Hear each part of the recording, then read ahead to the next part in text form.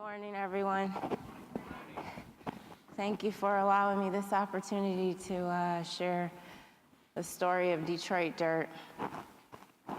First of all, I'd like to just kind of give you a little background information on who I am before we start talking about the actual model of Detroit Dirt and how it all came about.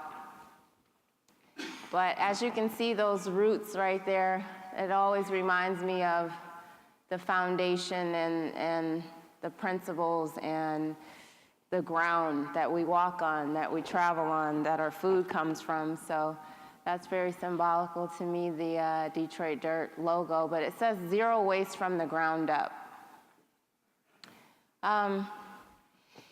About 10 years ago, I started my journey involving sustainability, and I grew up on the west side of the state in Grand Rapids, Michigan, and Grand Rapids was very progressive with focus of sustainability. There was a green building, U.S. Green Building Council chapter there. There are a lot of construction companies that were building more efficiently, a lot of aggressive recycling companies, and growing up in a town like Grand Rapids, which was a little bit more on the conservative side, they really wanted to invest a lot of dollars in pathways that were leading to more sustainable futures. And I spent a lot of time going to workshops and being invited by some of my friends' parents who owned companies in Grand Rapids, because they said, you know what, kid, this is the future. And that was, 2004. I got my first opportunity, with a lead project at that time. The YMCA downtown Grand Rapids wanted to reach a platinum or silver rating through LEED, which meant all of the architects, everybody that was involved in the construction and the design and the build of that YMCA. For me, it was my first project where I would be involved with recycling. And I grew up going to the landfills with my dad because my dad had a maintenance company in Grand Rapids. And a lot of, what I'm doing today and how I came about as far as my purpose involved that LEED project. Going to the landfills with my father as a kid, dealing with him with landscaping and other activities and contracts that he was involved in. But just to, give you a quick synopsis, I grew up going to my grandparents' farms when I was a kid, going to the landfill, looking at the environment. Not at that time in my life really understanding that one day I would be involved in eco-friendly initiatives or even being involved in a closed-loop model. But with those experiences, as far as getting that opportunity to be a contractor on a LEED project, once I started bidding on other contracts on this side of the state, because I felt like Grand Rapids, after sticking around there for a year and a half, they were really moving in a direction where a lot of the companies that were established had huge commitments at that time for the next, it was like 5 to 10 years. They really had some huge goals that they wanted to obtain. So with that experience, coming over to Grand Rapids, leaving Grand Rapids and coming over to Detroit, I had the opportunity to take some of my experiences in Grand Rapids and bring them here to the city. When I got here, I was involved in a contract involving aggregate and recycling. And then a couple of universities and Oakland Community College and a few others offered some consulting opportunities to me because they really wanted to start looking at how they could develop curricula around agriculture, recycling. They really wanted to get their hands around what sustainability really meant. And so along the way, over those years, I've lobbied for clean energy, attended many events and workshops involving climate change. You know, and just kind of sitting back and listening to all of the things that everybody had to say, whether it was scientists, environmentalists, entrepreneurs, just getting a clear understanding of what climate change really meant to a lot of people and to the world, and also having the opportunity to meet a lot of people who are experts at what they were doing. About 5 years ago, the urban farming movement in Detroit really kicked off for me personally, where I was able to see, you know, a lot of people who had taken the initiative to really push urban farming. So with the lobbying experiences, consulting, getting out here and learning about the experts in the realm of sustainability, I had to figure out, how do I take everything that I've learned over the years and integrate that into a community that is in the process of recovering. Detroit had a lot of vacant land, a lot of resources, tons of talent in this city, but I felt like my experiences with agriculture, going to the landfills as a kid, being in recycling projects, I wanted to create a closed loop system within the community. What came to mind for me personally was, if this urban farming movement is really gonna kick off, they're gonna need certain resources that we really don't have in this concentrated area.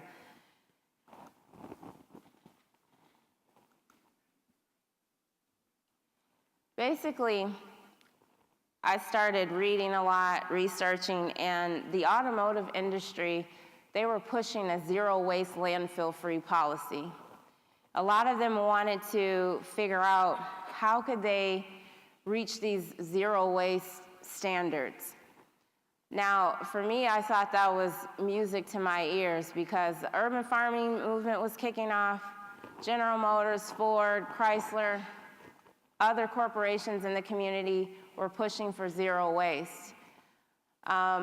So instantly, with this model that I came up with, I thought, you know what? In this community, if I can present this closed loop model and figure out who within the industry that I can align myself with, I think I could create something that's going to be beneficial.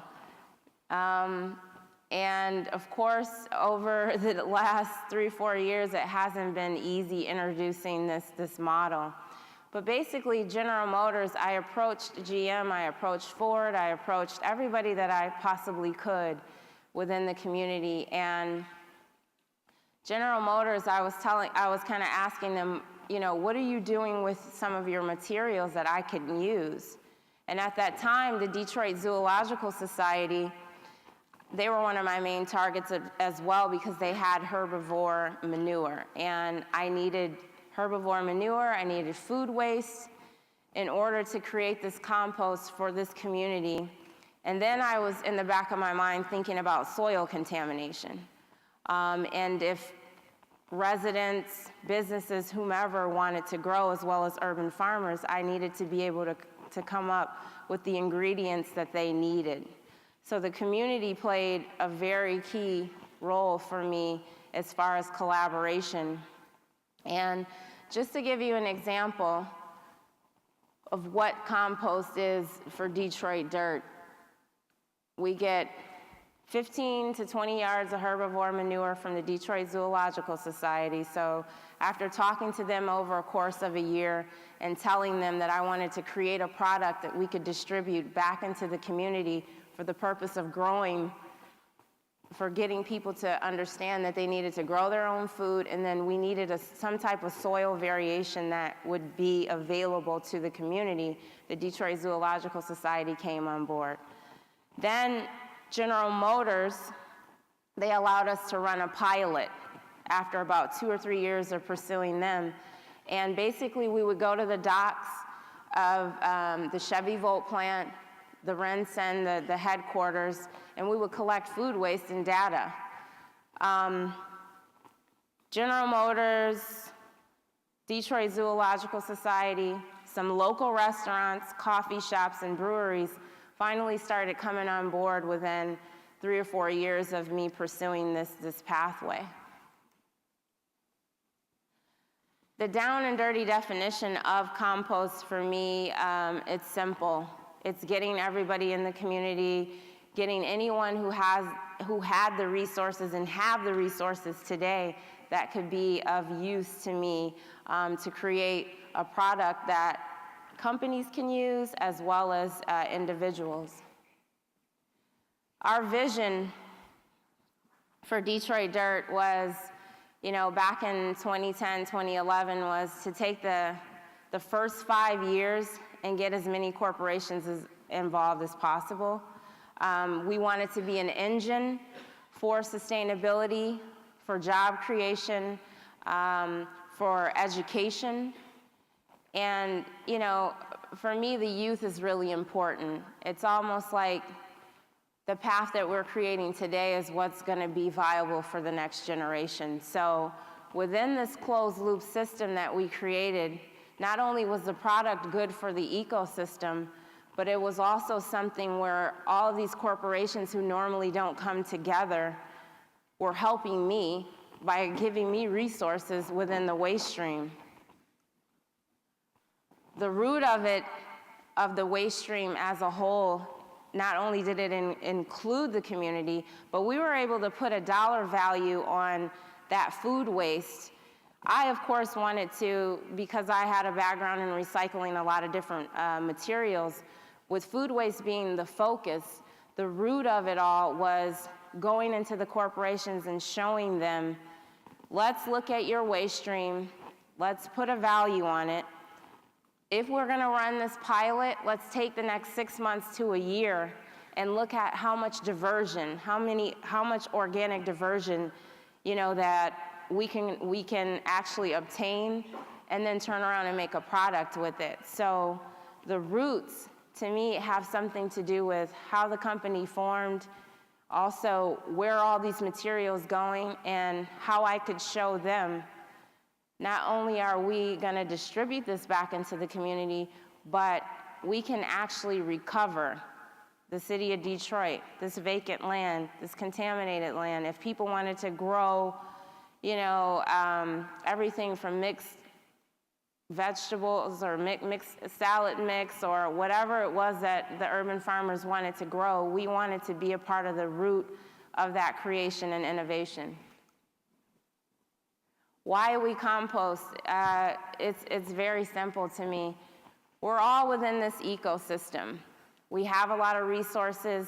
Food waste was something that most of the corporations were just throwing away anyways. It really wasn't, to me, pointing the finger or patronizing people. It really was about getting them to understand that this vision that we had and how they could actually help someone like me take something as simple as compost, which makes up salad mix, fruits, vegetables, coffee grounds.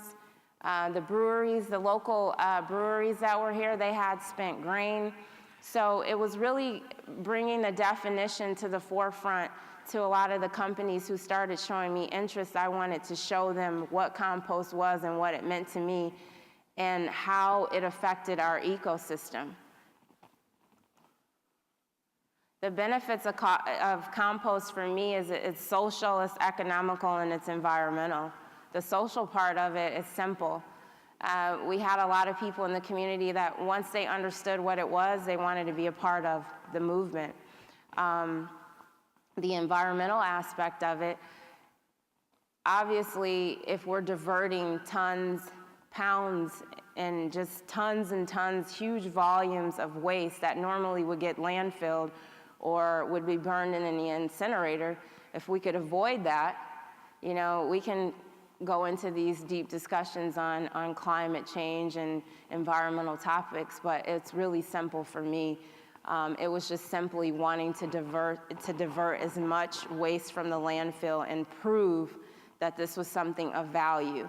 I stayed below the radar for a little while. I only went to specific companies that had zero waste or landfill-free policies, but I didn't allow any press or news to really know what was going on with me in the beginning because I wanted to prove that this could work.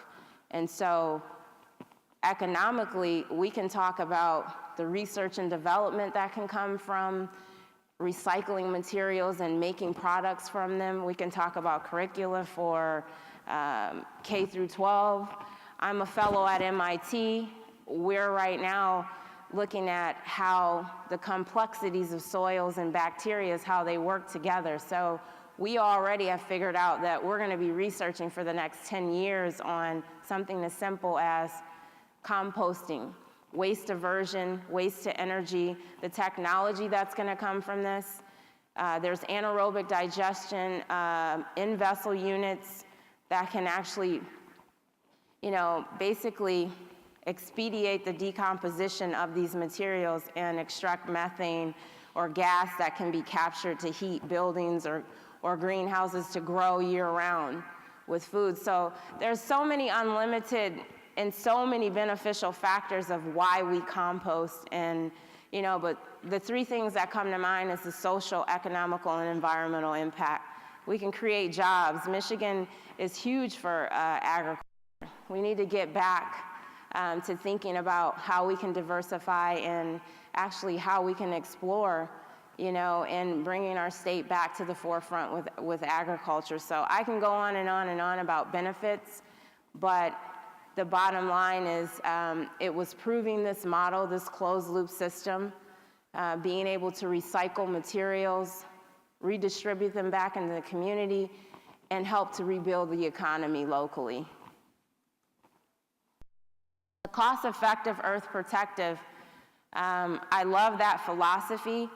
I'll give you one example. One of the corporations that I'm working with right now, they went from throwing away they were feeding anywhere from 3,500 to 4,000 people a day. What I tried to convince them to do in the beginning is take some of their food waste and feed the homeless. And so they were like, well, Pashon, because of insurance purposes and other liabilities, we're not sure that we really want to get involved with something like that. And I said, well, if I can get some of these homeless shelters and other companies to take that responsibility, would you be willing to do that? So then they started exploring and saying, you know what, wait a minute, this makes sense. I said, some of the food that hasn't been exposed, hasn't been touched, can go to the homeless shelters. Tons of waste that you've been throwing away on your docks can come to me for composting. And then 6 months, 7 months down the road, let's look at your triple bottom line and let's see how much money you're going to save, because your waste bill is going to reduce. I can almost guarantee you that, because you guys are throwing so much away. I went behind the scenes of concerts. I've talked to chefs, I've talked to building operators, and I've looked at the waste going in and out, all the inputs and outputs of these buildings. So the cost effectiveness of it was 6 months down the road, once they started seeing 10,000 pounds of food waste. So they started seeing a percentage of their food going to the homeless. It became an efficiency model as well for their kitchens and their staff, because then they started ordering things a little bit different as well. So it wasn't just that I was capturing that waste, it also was reducing their waste bill, but then they got a chance to see the efficiencies within the model.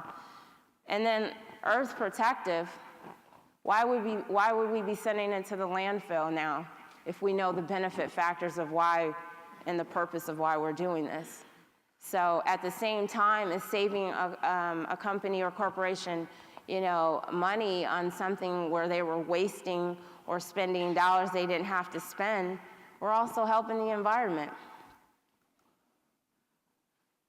This phrase, time for your city to get dirty, I was in New Haven a couple weeks ago, and I was telling a lot of the residents there why collaboration is important, why job creation is important, why something as simple as the waste stream can be analyzed, looked at, you could actually put a dollar value on materials and things that are coming in and out of the city, the corporations right there that were in that city, the schools, the universities, the hospitals. We all can work together in collaboration when it comes to something that's beneficial to the community, but also helping social enterprises, helping micro enterprises, the companies that want to get off the ground but they don't know where to go or who to talk to. We have to look at what policies are in place, you know, what the government's doing, what the state, local. For me, I had to research and figure out who was out there and who could help me. But when I say it's time for a city to get dirty, I think that we need to put more zero waste policies in place. And we need more entrepreneurs getting involved with this mission. So it's all about collaboration and finding the value in the community as far as people who can help to create that dirt, that foundation of rebuilding. I just want to leave everybody with this statement. You know, within the ecosystem, there's a lot going on.